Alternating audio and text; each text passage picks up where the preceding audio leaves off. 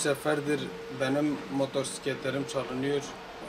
Güpegündüz memleketin, şehrin orta yerlerinde, merkezi yerlerinde, onlarca kameranın olduğu yerde benim motosikletim çalınıyor. Bu ayın birinde yine benim yeni aldığım 5300 liraya aldığım motosikletim Mezopotamya Otel'in ara sokağında belediye sağlık merkezinin olduğu binanın yan tarafında çalındı.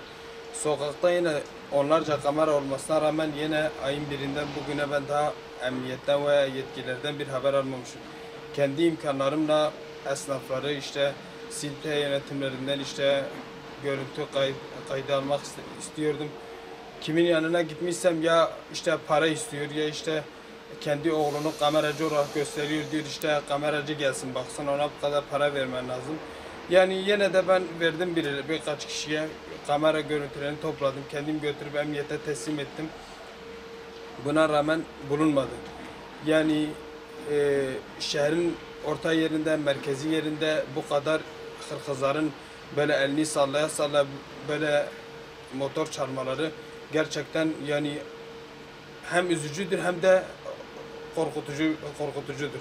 Şimdi ben gittim Bismillah, Silvan'a, diğer yerlere, kızların yanına, kızlarla görüştüm. Yani adamlar böyle şebeke kurmuşlar.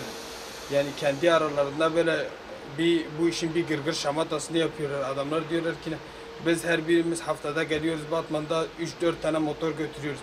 Diyor ki eğer ki Batman'ın çevre köylerinde bizim siparişlerimiz varsa 2 kilo esrar karşılığında motorları onlara satıyoruz. Yoksa getiriyoruz işte Zula'ya koyuyoruz, işte bir müddet sonra işte şurasını burasını değiştiriyoruz.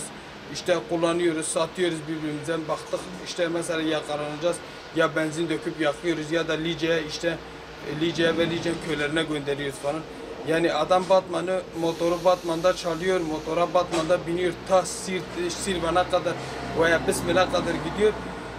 Yani hiç kimse ona hiçbir şey de demiyor ve diyemiyor. Yani bu yetkililerin bu işe el atmasını istiyorum.